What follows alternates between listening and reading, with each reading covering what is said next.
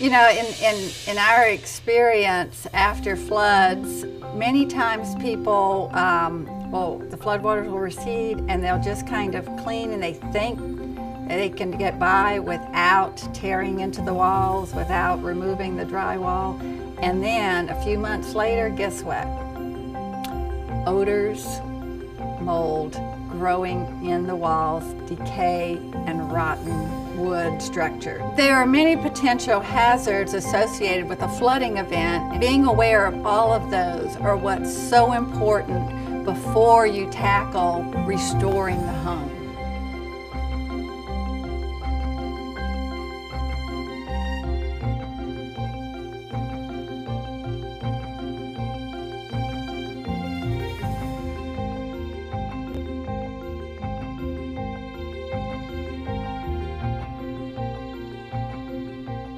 After a flood, even though you feel very desperate to quickly get back in your home and you want to restore your life, it can be very, very difficult to find a qualified contractor. It is so important to not delay the cleanup process.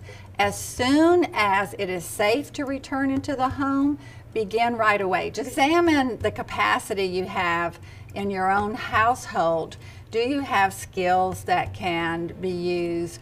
Do you have a health condition where that would make it to where you should not be doing the cleanup and restoration work? There are many potential hazards associated with a flooding event, and if that was combined with wind or any other kind of hazard, that adds to it. Essentially, floodwater is considered contaminated black water.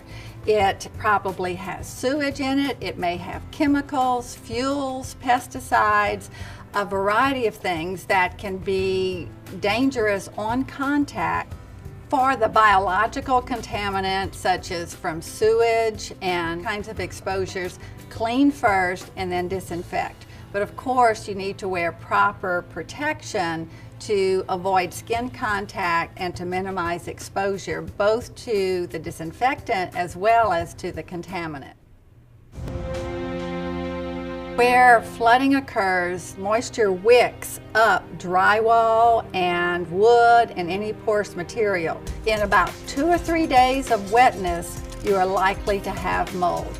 Mold is a hazard in high exposure for just about anybody, but it's especially hazardous to people with asthma, allergies, other respiratory conditions, or a suppressed immune system. So these folks should not go anywhere near a moldy home. I'm going to outline 10 steps to a safe and effective do-it-yourself mold cleanup. One is wear protective clothing, including an N95 or better respirator. 2, isolate the moldy area from clean areas and ventilate to the outdoors with a fan in the window. 3, remove porous moldy materials because you cannot properly clean them. 4, clean and disinfect if needed for rising contaminated floodwater. 5, consider applying a borate treatment to exposed woods that will help deter decay and as well as mold as well. 6, flush the air to get all these mold spores out of the house as much as possible. 7, speed the drying process. With humidifiers, heating cooling systems, get the air dry to hasten the drying of all the materials. 8, remain on mold alert. Be alert to the scent and do visual inspections frequently to find any new growth of mold and deal with it promptly. 9, do not restore the walls and the floors or anything that's been wet until it is really dry, or you could have hidden problems later. And 10, consider restoring your home with flood-resistant or flood-hardy materials instead of the same kinds of materials that you had to discard to begin with.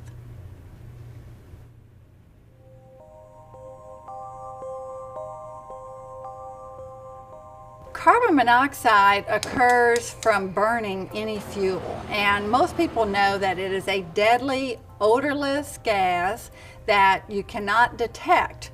You may not have any sign of it other than the symptoms that can occur. And so high-level carbon monoxide, of course, is deadly, but low-level can create flu-like symptoms where you have headaches and you just feel lousy, but then when you leave the home, you feel better. In that case, ventilate, but be alert to the potential for the damage that could have occurred to your heating system.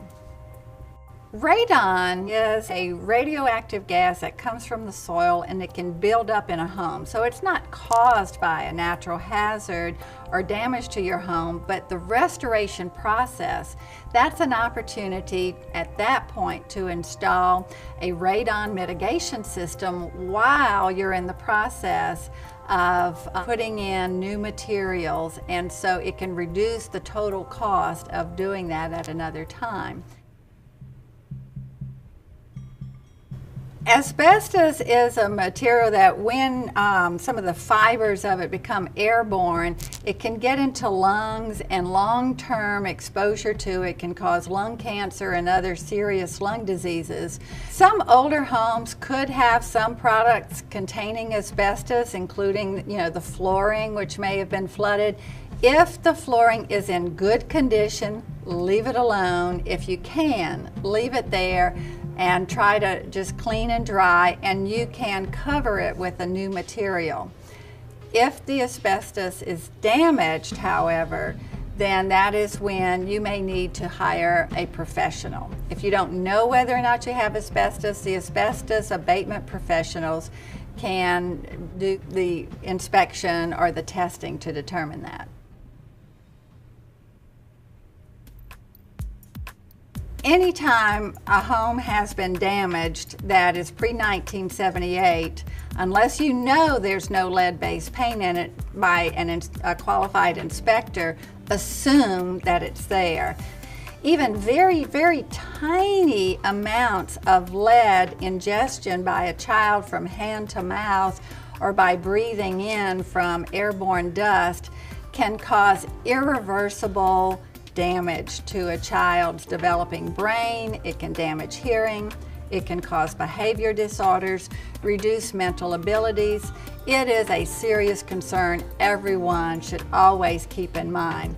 Lead can also create problems for adults, particularly those with high blood pressure, and then high exposure can damage just about every organ. So what that boils down to is anytime you have a home that is damaged that could have lead-based paint, assume that there is lead-based paint dust and use lead-safe work practices in the cleanup process. Of course, wear protective gear and respirators, but also that means any contractor you hire should be a lead certified renovator. That means that they have attended and completed an EPA course, and they're registered as knowing how to do restoration, renovation, painting, anything that could disturb lead-based paint. Keep your family safe.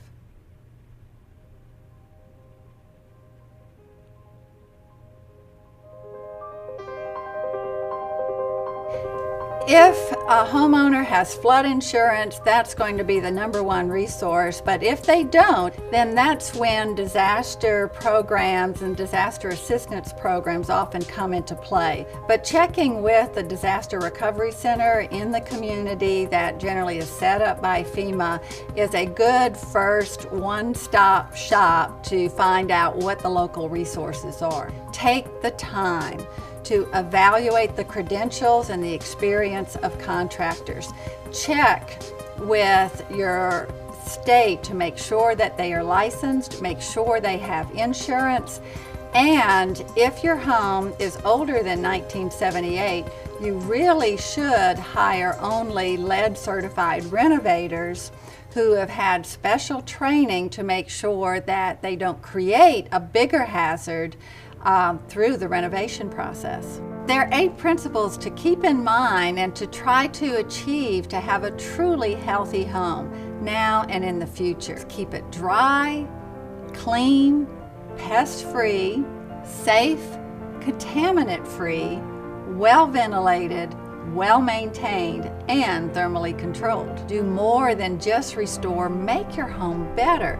It's also a great opportunity to improve the energy efficiency of your home, make your home more resistant or more resilient to natural hazards. Keep your family safe.